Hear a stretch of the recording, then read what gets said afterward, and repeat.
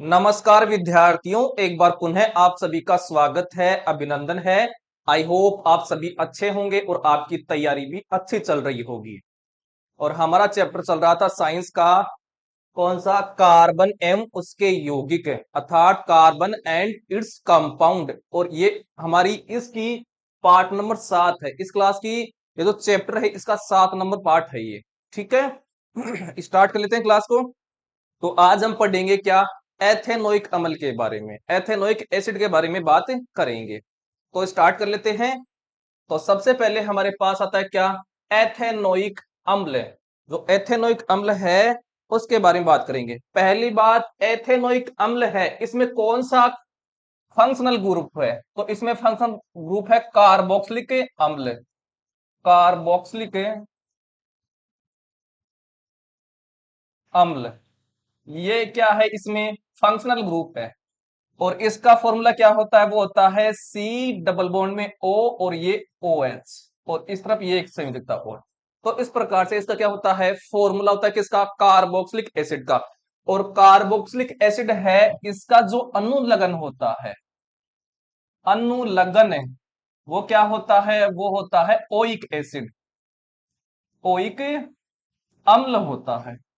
अनुलग्न किसको बोलते हैं? जो लास्ट में जुड़ता है। तो देखिए, एथेनोइक अम्ल के लास्ट में क्या जुड़ा हुआ है? ओइक जुड़ा हुआ है ना, ओइक अम्ल। तो कार्बोक्सिलिक अम्ल का अनुलग्न जो होता है वो क्या होता है? ओइक अम्ल होता है। आई होप ये समझ में आ गया होगा। अब बात कर लेते हैं।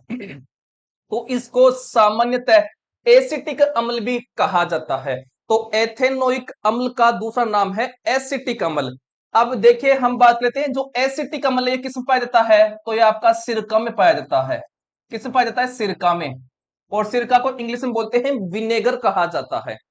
तो एथेनोइक अम्ल का दूसरा नाम है एसिटिक अम्ल। और एसिटिक अम्ल किसका किसमें पाया जाता है? सिरका में। तथा यह कार्बोक्सिलिक अम्ल समूह से संबंधित है। मतलब इस एथेनोइक जो अम्ल है इसमें कौन सा समूह उपस्थित है? तो देखिए, लास्ट में जुड़ा हुआ है ओइक अम्ल। और ओइक अम्ल जो अनुलग्न होता है ये किसका होता है? कार्बोक्सिलिक अम्ल से। तो ये कार्बोक्सिलिक अम्ल इसमें समूह पाया जाता है। आगे देखिए, एसिटिक अम्ल के 3 से 4% विलियन को क्या कहा जाता है? सिरका कहा जाता है। ये बात समझ में आ गया होगा।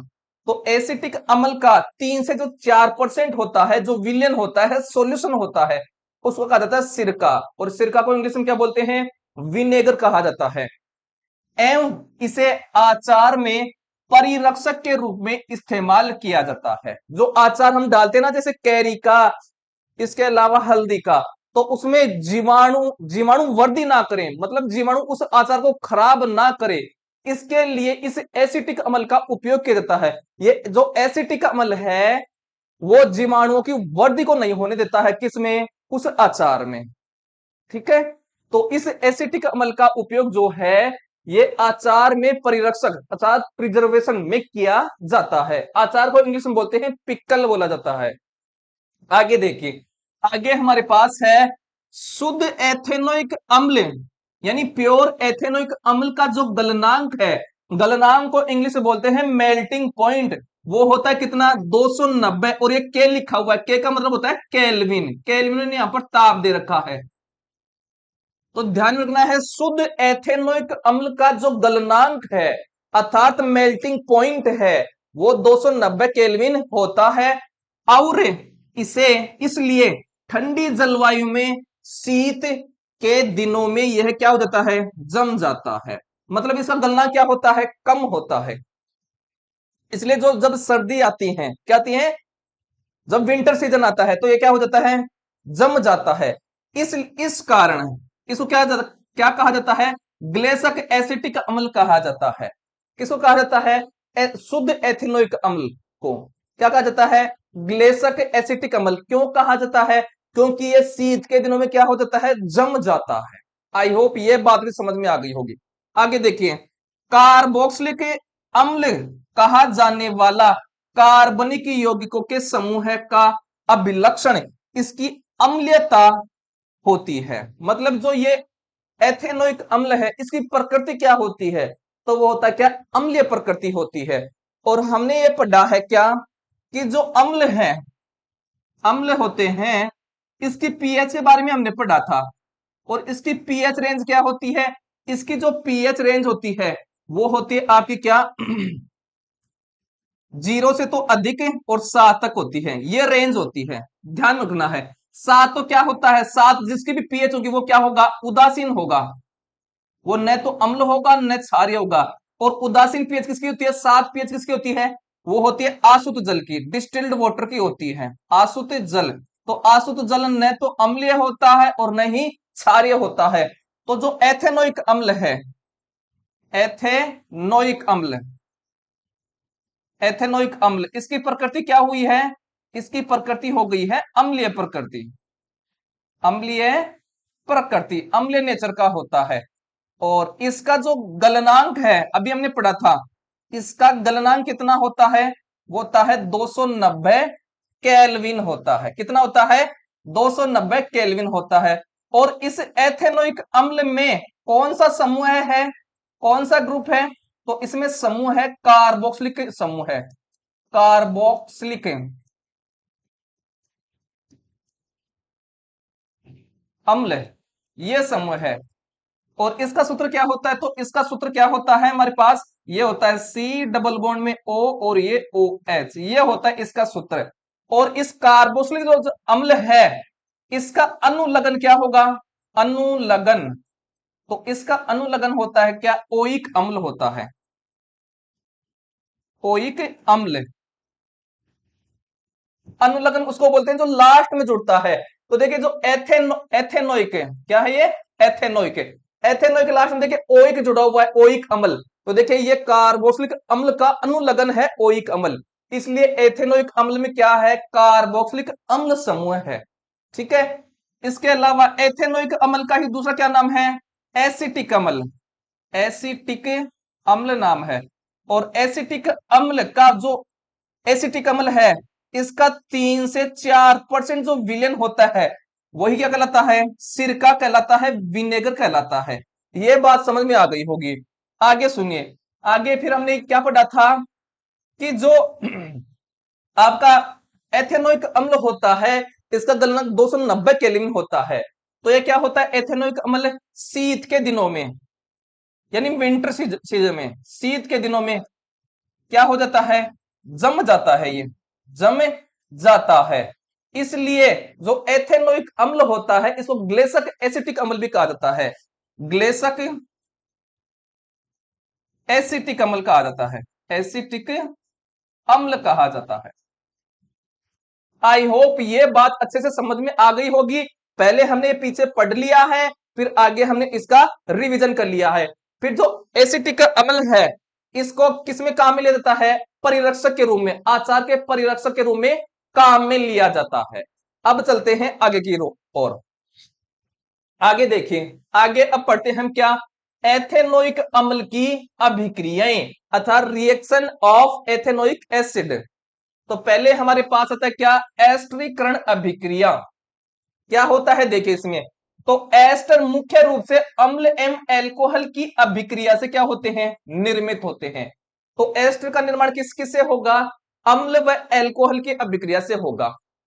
एथेनोइक अम्ल किसी अम्ल उत्प्रेरक की उपस्थिति में परिशुद्ध एथेनॉल से अभिक्रिया करके एस्टर बनाते हैं। कैसे, तो ये तो हमारे पास क्या है, एथेनोइक अम्ल है। क्या है, एथेनोइक अम्ल।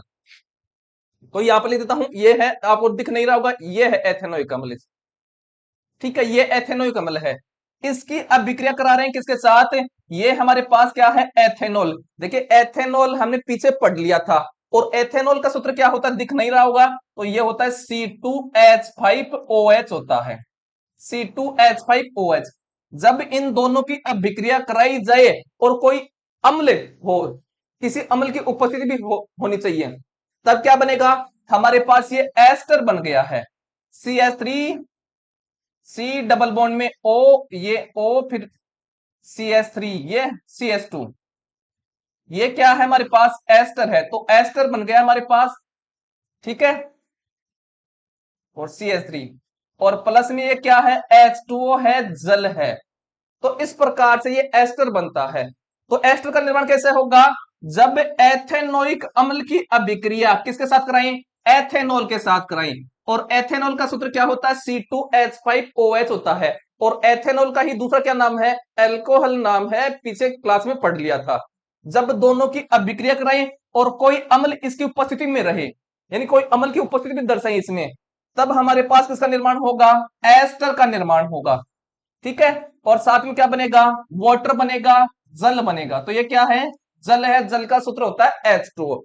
अब सुनिए, सामान्यतया एस्टर की गंध क्या होती है? मृदु होती है, मतलब सॉफ्ट होती है।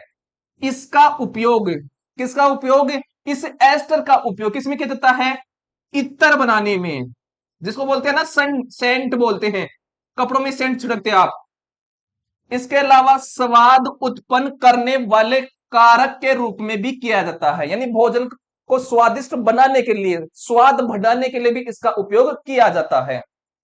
सोडियम हाइड्रोक्साइड, सोडियम हाइड्रोक्साइड का सूत्र क्या होता है? यहां पर लिखता हूं, होता है NaOH होता है।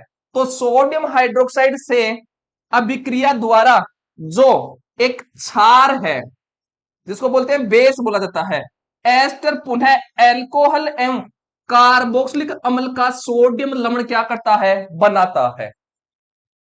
तो यह सोडियम हाइड्रोक्साइड से अभिक्रिया करेगा क्या? एस्टर। और सोडियम हाइड्रोक्साइड क्या है? क्षारक है। देखिए हमने क्षारक के बारे में पढ़ा था। सोडियम हाइड्रोक्साइड का सूत्र होता है NaOH। क्या है? NaOH। और ये क्या है? क्षारक है। क्यों है? क्योंकि ये जल में क्या देता है? OH माइनस आयन देता है। और हमने पढ़ा था विलियन जो विलियन जल में OH माइनस आयन देगा, वो क्या कहलाता है? आपका क्षारक कहलाता है। तो ये क्या है? क्षारक। तो जब एस्टर इससे क्षारक से अभिक्रिया करेगा तो ये क्या देगा? पुनः एल्कोहल देगा। एल्कोहल का दूसरा क्या नाम है? एथेनॉल नाम है। ठीक है, जिसका सूत्र क्या होता है? C2H5OH होता है। और साथ में क्या देगा? कार्बोक्सिलिक अम्ल देगा। कार्बोक्सिलिक अम्ल का सोडियम लवण देगा, जिसमें सोडियम जुड़ा रहेगा, लवण बनाता है। इस अभिक्रिया को साबुनीकरण कहा जाता है। किसको कहा जाता है? जब NaOH की अभिक्रिया, मतलब सोडियम हाइड्रोक्साइड की अभिक्रिया जब एस्टर के साथ कराते हैं तो क्या बनेगा? एल्कोहल बनेगा और साथ में कार्बोक्सिलिक अम्ल का सोडियम लवण बनेगा। इस अभिक्रिया को कहा जाता है साबुनीकरण, सोफिनिफिकेशन कहा जाता है। आगे देखें, क्योंकि इससे साबुन तैयार किया जाता है। जो ये अभिक्रिया है, इस प्रक्रिया के द्वारा क्या क्या किया जाता है? साबुन। और हमने ये भी पढ़ा था कि जो NaOH है, इसका उपयोग साबुन में किया जाता है, सोप में किया जाता है। तो क्वेश्चन आ जाए कि साबुन में किस क्षारक का उपयोग किया जाता है? तो ये किया जाता है सोडियम हाइड्रोक्साइड। और एक और ध्यान रखना है, KOH, इसको बोलते हैं पोटेशियम हाइड्रोक्साइड। इन दोनों क्षारकों का उपयोग किसमें किया जाता है? आपका साबुन बनाने में किया जाता है, सोप बनाने में किया जाता है। आई होप ये बात समझ में आ गई होगी। आगे देखें, साबुन जो होते हैं ये दीर्घ श्रृंखला वाले कार्बोक्सिलिक अम्लों, सोडियम अथवा पोटेशियम लवण होते हैं। तो का जो साबुन में क्या क्या उपयोग किया जाता है? सोडियम और पोटेशियम। सोडियम का प्रतीक क्या होता है? Na। और पोटेशियम का प्रतीक क्या होता है? K होता है। और ये दोनों क्या हैं? धातु हैं। ठीक है, थोड़ा सा मैं इसको ऊपर करता हूं ताकि आगे की समझ में आ जाए आपको। ये लीजिए, अब मैं थोड़ा सा इसको यहां पर साफ कर लेता हूं।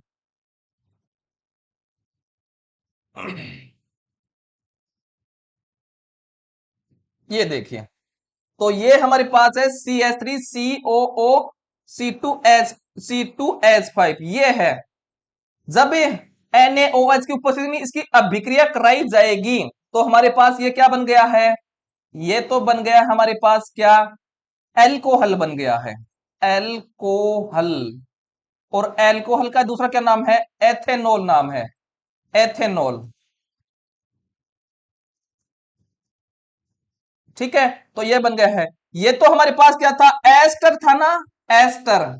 यही इसके बारे में बात करें कि जब सोडियम हाइड्रोक्साइड है, जब ये एस्टर से अभिक्रिया करता है तो ये आपका एस्टर है। और देखिए NaOH की उपस्थिति हम कर रहे हैं, क्षारक की, सोडियम हाइड्रोक्साइड की।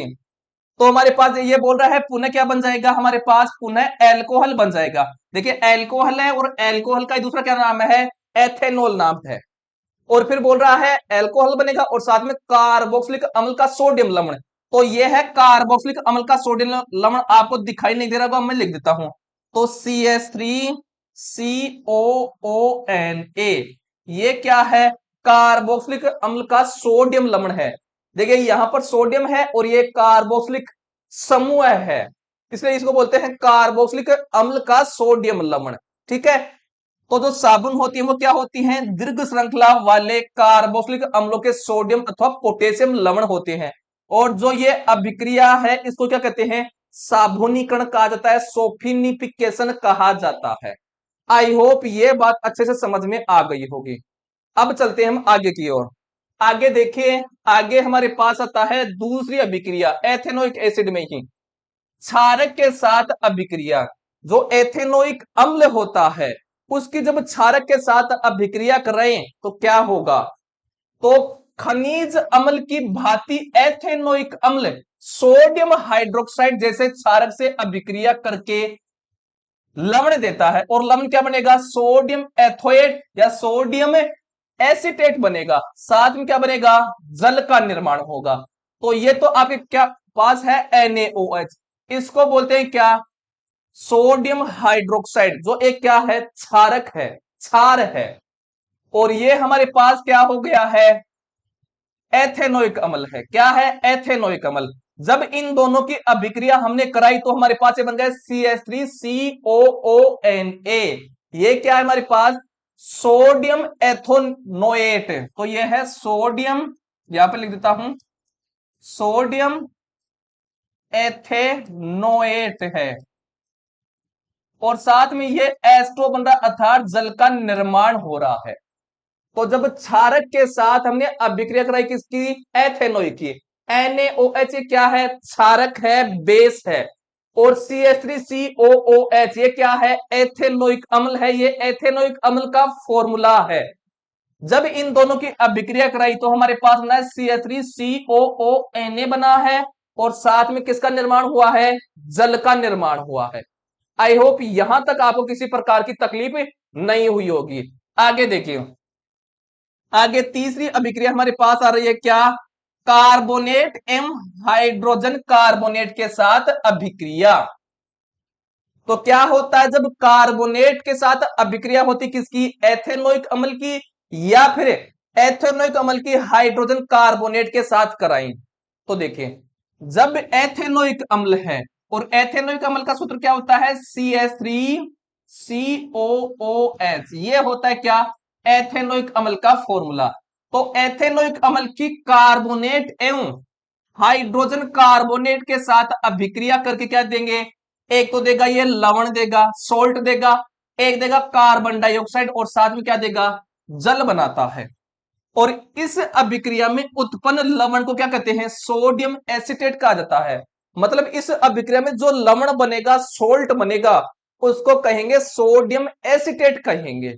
जैसे अभिक्रिया दे रखी है, ये तो हमारे पास क्या है, CH3COOH, ये तो है एथेनोइक अम्ल। और ये हमारे पास क्या है, सोडियम कार्बोनेट है। तो देखिए कार्बोनेट के साथ करा रही हैं, और ये कार्बोनेट किसका है, सोडियम का कार्बोनेट है। जब हमने इस कार्बोनेट की अभिक्रिया एथेनोइक अम्ल के साथ कराई तो क्या बनेगा, तो देखिए CH3COO, ये जो Na है ये इस H की जगह आ जाएगा, हाइड्रोजन की जगह। तो एक तो प्रोडक्ट ये बन गया CH3COONA। ये क्या है, हमारे पास लवण है। तो ये हमारे पास है लवण है, जिसको इंग्लिश में बोलते हैं सोल्ट बोलते हैं। और हमने ये बात की है अभी कि जो लवण बनता है उसको क्या कहते हैं, सोडियम एसिटेट। तो ये क्या है, ये जो लवण है ये क्या है, सोडियम एसिटेट, सोडियम एसिटेट है ये। ठीक है, और देखिए साथ में H2 बन गया, ये क्या है, जल का फॉर्मूला। और साथ में CO2, ये क्या है, कार्बन डाइऑक्साइड है। तो देखिए कार्बोनेट के साथ हमने कराई किसकी अभिक्रिया, एथेनोइक अम्ल के साथ। तो हमारे पास लवण बना है, और लवण को क्या बोलते हैं यहां पर, सोडियम एसिटेट कहा जाता है। और साथ में क्या बनेगा, जल बनेगा और साथ में क्या बनेगा, CO2 अर्थात कार्बन डाइऑक्साइड बनेगी। ठीक है, आगे देखिए। आगे फिर हमने बात की है कि जब CH3COOH, ये क्या है, एथेनोइक अम्ल है। एथेनोइक अम्ल, एथेनोइक अम्ल का फॉर्मूला है। जब एथेनोइक अम्ल की अभिक्रिया किसके साथ करा रहे हैं, हाइड्रोजन कार्बोनेट, लेकिन ये किसका हाइड्रोजन कार्बोनेट है, सोडियम का, तो इसको बोलेंगे सोडियम हाइड्रोजन कार्बोनेट। ठीक है, तो यहां पर मैं लिख देता हूं सोडियम हाइड्रोजन और यह है कार्बोनेट। तो NaHCO3, ये क्या है, सोडियम हाइड्रोजन कार्बोनेट। देखिए इसी का दूसरा क्या नाम है, बेकिंग सोडा नाम है, बेकिंग सोडा, बेकिंग पाउडर किसको बोला जाता है। ठीक है, दोनों नाम याद करना आपको।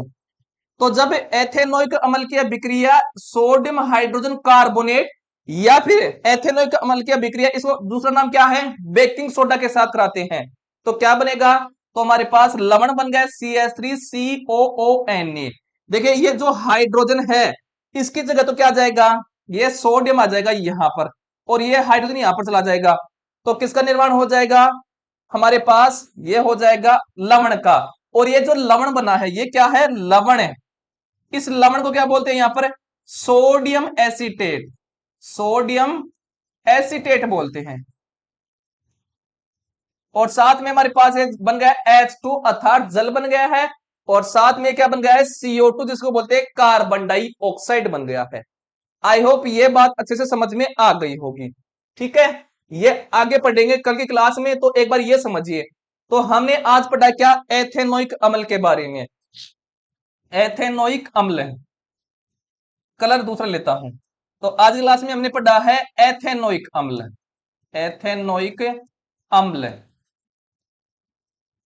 इसका फॉर्मूला था CH3COOH, ये होता है।